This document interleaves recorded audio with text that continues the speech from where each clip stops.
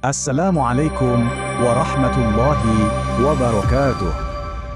Selamat datang kembali Bapak, Ibu, Saudara-saudari dan seluruh pemirsa setia channel Kontemplasiku. Terima kasih yang sebesar-besarnya saya sampaikan kepada Anda yang telah meluangkan waktu untuk hadir di sini lagi.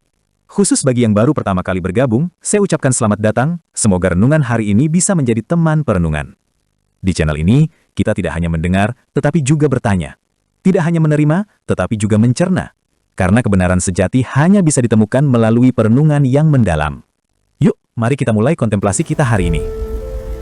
Sejarah agama seringkali lebih mirip panggung drama ketimbang catatan lurus yang rapi. Salah satu ironi paling besar dalam drama ini adalah kisah Nabi Isa. Dalam Islam, konsepnya jelas dan sederhana. Isa hanyalah seorang nabi, hamba Allah, utusan yang membawa risalah sama seperti nabi-nabi lainnya. Tidak ada keistimewaan dalam hal ketuhanan. Karena Isa hanyalah manusia yang diberi wahyu. Namun, apa yang terjadi dalam realitas sejarah? Justru mayoritas manusia menuhankannya. Dari semua nabi yang pernah diutus, Isa adalah satu-satunya yang naik pangkat. Bukan karena jasanya, melainkan karena kesalahpahaman pengikutnya. Ironi ini luar biasa. Bayangkan seorang guru masuk kelas untuk menjelaskan matematika dasar, 1 tambah 1 sama dengan 2. Pesannya sederhana dan tidak ambigu. Tetapi murid-muridnya pulang dengan keyakinan bahwa guru itu sendiri adalah angka 2. Sejak saat itu, generasi demi generasi terus mengajarkan kesalahan itu dengan penuh keyakinan. Apa yang semula dimaksudkan sebagai petunjuk, malah berakhir menjadi jebakan sejarah.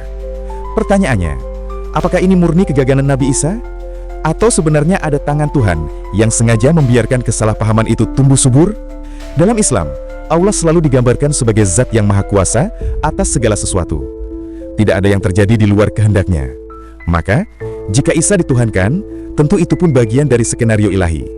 Tapi kalau begitu, bukankah ini agak lucu?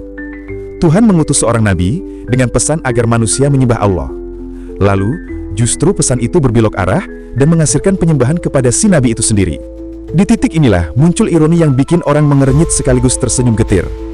Apakah Isa bisa disebut nabi paling gagal? Sebab, alih-alih membawa umatnya ke jalan lurus, ia justru menjadi pintu bagi miliaran orang untuk tersesat.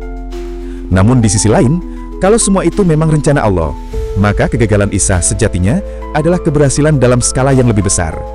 Keberhasilan Allah menulis drama sejarah yang penuh liku. Dengan begitu, Isa bukan sekadar nabi, melainkan simbol besar dari ironi agama itu sendiri. Nabi yang seharusnya menjadi jalan, justru disalahpahami sebagai tujuan. Dan di balik semua kebingungan itu, mungkin Allah sedang tersenyum, menunggu siapa yang cukup pintar untuk membaca maksudnya di tengah ironi terbesar sepanjang sejarah. Jika kita jujur membaca sejarah, maka posisi Isa dalam daftar para nabi memang unik, bahkan bisa dibilang tragis. Misinya sederhana, mengajak manusia menyembah Allah. Ia datang bukan untuk membuat kultus pribadi, namun lihatlah bagaimana kisah itu berakhir. Justru dirinya yang dijadikan Tuhan. Pesan yang jelas dan gamblang tiba-tiba berubah arah, seolah-olah keluar dari jalur. Isa yang datang untuk berkata, sembahlah Allah, malah diingat dunia sebagai sosok yang pantas disembah. Bandingkan dengan Musa. Musa adalah nabi yang menghadapi bangsa paling keras kepala, Bani Israel. Berkali-kali kaumnya melawan, membangkang, bahkan menyembah anak sapi emas. Namun satu hal tetap jelas, tidak pernah ada yang menuhankan Musa. Mereka mungkin menolak perintahnya, tapi mereka tidak pernah mengangkat Musa ke posisi ilahi. Lalu ada Muhammad, sosok yang oleh umatnya begitu dicintai, diagungkan, bahkan dipuja-puja. Tapi sekalipun begitu, Muhammad tetap diposisikan sebagai nabi dan rasul. Umatnya menjaga garis tipis itu dengan tegas. Muhammad bukan Tuhan. Nah, bandingkan dengan Isa. Dialah satu-satunya nabi yang justru naik pangkat paling absurd, dari hamba menjadi Tuhan. Kalau kita menaruh semua ini dalam bentuk perlombaan, maka Isa dengan mudah menyabet gelar juara 1 sebagai nabi paling gagal dalam hal menjaga pesan tetap utuh. Musa boleh gagal mengendalikan kaumnya, Muhammad pun pernah dicemooh dan ditolak. Tapi setidaknya, tidak ada yang menuhankan mereka. Isa sebaliknya, justru berhasil menyesatkan lebih banyak orang daripada yang mampu ditangani nabi-nabi lain.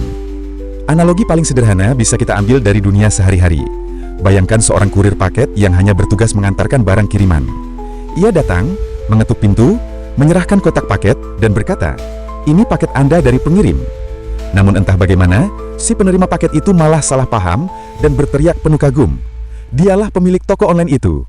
Dialah sumber segala barang ini." Kurir itu tentu kaget, ingin protes, Tapi sayangnya, kesalahpahaman itu sudah terlanjur menjadi kepercayaan turun-temurun. Anak cucu dari sang pelanggan pun terus menyembah kurir itu, mendirikan kuil dan membangun teologi yang kompleks tentang hakikat kurir sebagai toko online itu sendiri. Beginilah nasib Isa. Ia hanya pembawa pesan, kurir wahyu, namun justru ialah yang menjadi pusat penyembahan. Dan yang lebih ironis, salah paham ini tidak berlangsung sebentar. Bukan 10 tahun, bukan 100 tahun, melainkan ribuan tahun lamanya. Miliaran, bahkan miliaran manusia hidup dan mati dengan keyakinan bahwa Isa adalah Tuhan. Namun penting untuk digarisbawahi bahwa naskah ini sama sekali tidak dimaksudkan untuk menyerang teologi tertentu, melainkan sebagai kritik sosial atas kecenderungan manusia yang berulang sepanjang sejarah. Fenomena menuhankan sosok nabi, orang suci, hewan, bahkan benda, bukanlah hal yang baru. Bukti-bukti arkeologis dan tradisi yang masih hidup hingga kini memperlihatkan hal itu dengan jelas. Di India, sapi masih diperlakukan sebagai hewan suci, sementara patung gajah diyakini memiliki kekuatan khusus. Di Jawa Timur, masyarakat Tengger masih melaksanakan upacara di Gunung Bromo. Bahkan lihatlah di negara kita sendiri. Kita bisa melihat patung-patung di dalam stupa Candi Borobudur yang diberi makna sakral. Begitu juga dengan patung-patung yang dibangun di gapura-gapura di berbagai tempat di Pulau Bali. Di Amerika, artefak suku Maya dan Inka menunjukkan representasi dewa-dewa berbentuk campuran manusia dan hewan. Di Afrika, lukisan batu di Somaliland menggambarkan hewan-hewan yang diberi makna spiritual. Sementara di Mesir kuno, mumi kating dan buaya ditemukan, serta patung-patung yang melambangkan dewa-dewa hewan. Semua contoh ini menunjukkan satu pola besar. Manusia selalu punya kecenderungan mengangkat sesuatu yang fana menjadi ilahi. Maka, ketika Isa atau bahkan Muhammad berpotensi diposisikan secara berlebihan hingga mendekati pengkultusan, itu bukanlah fenomena unik, melainkan kelanjutan dari pola sinkretisme yang berulang sepanjang sejarah. Kritik ini diarahkan pada pola pikir manusia, bukan pada agama tertentu. Dan dari sudut pandang itulah, ironi besar tentang Nabi yang dituhankan menemukan konteksnya. Jika Bapak Ibu belum subscribe, saya dengan tulus mengundang untuk bergabung. Di channel ini, kita tidak mencari kebenaran yang nyaman.